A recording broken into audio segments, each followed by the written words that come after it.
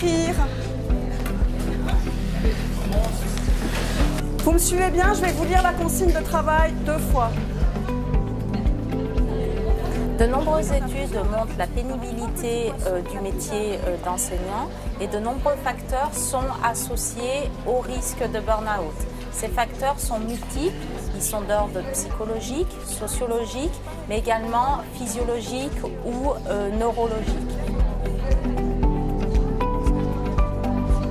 Finalement, les études elles montrent que 17 à 28% des enseignants souffrent de symptômes de burn-out. Et il est intéressant d'examiner tous les facteurs associés pour essayer par la suite de mettre en place des actions de prévention pour prévenir finalement ces risques d'épuisement professionnel.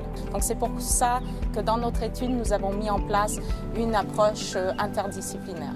Et nous essayons d'identifier les effets de l'activité physique sur l'épuisement professionnel des enseignants. Bien, alors pour le séminaire d'aujourd'hui, un petit rappel qui va beaucoup ressembler au rappel qu'il y a eu à chaque fois. C'est-à-dire qu'on a une activité dans laquelle vous allez être à la fois des élèves, vous allez être à la fois des enseignants. Ensuite, on va dans la salle en haut pour débriefer tout ça et arriver à comprendre ce qui s'est passé. Alors avec ces capteurs, ces accéléromètres, on a les accélérations tridimensionnelles, c'est-à-dire sur les 3 axes, vertical, horizontal et antéro-postérieur. À partir de là, on a des données très précises qui vont nous permettre de quantifier justement l'activité physique, dans notre cas d'un enseignant pendant son activité d'enseignement. L'Organisation mondiale de la santé a défini que pour obtenir des bénéfices significatifs sur la santé, notamment mentale, il fallait passer au moins 60 minutes par jour à un certain seuil d'activité physique que l'on peut quantifier à l'aide de ces accéléromètres. C'est un projet pluridisciplinaire, donc on aura des questionnaires qui seront remplis par les enseignants. Donc là, le but c'est vraiment d'avoir leur ressenti par les questionnaires. Et nous, d'un autre côté, on va aller vérifier si leur ressenti correspond à la réalité. On reste les yeux ouverts comme ça pour le moment. Voilà, c'est parfait. Vas-y, ferme les yeux. Alors, contrairement à ce qu'on pourrait imaginer, le cerveau n'a pas forcément une position on et une position off. Même quand on est au repos, éveillé, il est toujours en train de traiter de l'information. On sait que cette dynamique correspond à des états fonctionnels ou des réseaux qui s'enchaînent et qui correspondent par exemple à des réseaux visuels, auditifs, des réseaux attentionnels, mais également des réseaux qui traiteraient les informations qui proviennent du cœur, comme les informations liées aux muscles ou les informations cardiaques. Donc l'idée dans ce projet ou dans ces projets, c'est d'essayer de prévenir pour identifier le plus tôt possible des modifications physiologiques ou neurophysiologiques qui pourraient aider justement à éviter ces états de burn-out ou ces états dépressifs. Bonjour. Hello. Dans le milieu académique, les enseignants, mais également les étudiants ressentent beaucoup de stress. Ils doivent enchaîner les cours, rendre beaucoup de devoirs ou de projets. Ils doivent réviser, ils ont bien sûr les examens et puis des fois, ils ont des petits boulots également à côté. Alors, je pense être une étudiante qui gère plutôt bien le stress par rapport à ce que demande le PFL. Je pense que c'est en partie dû au fait que je fasse pas mal de sport, ce qui permet de penser à autre chose, de se vider la tête et donc d'évacuer un peu le stress.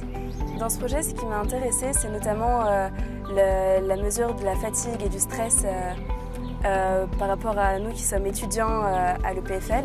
l'EPFL qui est une école qui demande beaucoup de travail et donc qui est susceptible de générer un stress. La seconde chose qui m'a intéressée, c'est le fait de pouvoir accéder à une smartwatch, ce qui m'a notamment apporté beaucoup pour ma préparation pour les 20 km de Lausanne.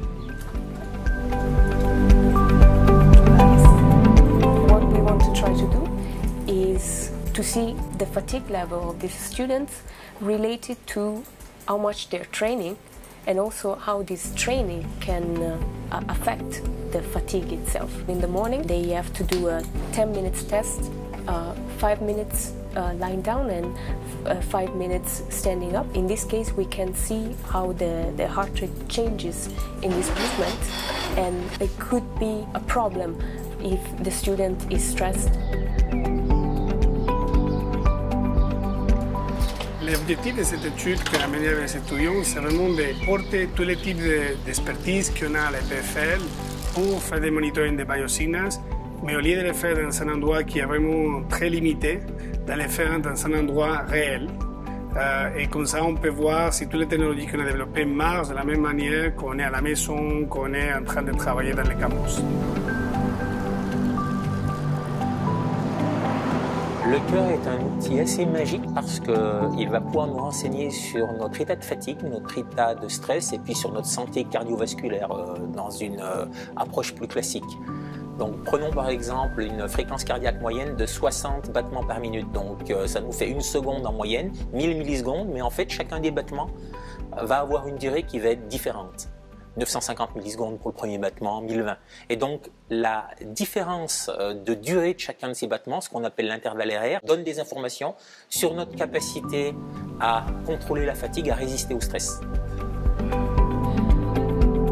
Le but, c'est de collecter le maximum de données à la surface du corps de manière non invasive pour les intégrer dans des modèles mathématiques et leur donner du sens, surtout du sens prédictif. Avec ces données, on peut à terme détecter des choses qui ne sont pas détectables et donc tirer la sonnette d'alarme, dire attention, il va se passer quelque chose. Et puis l'exemple, eh bien, on en parle tous aujourd'hui, c'est la variabilité cardiaque qui permet, avant l'arrivée des signes cliniques, de prédire la survenue d'une fatigue qui pourrait être grave, comme le burn-out par exemple.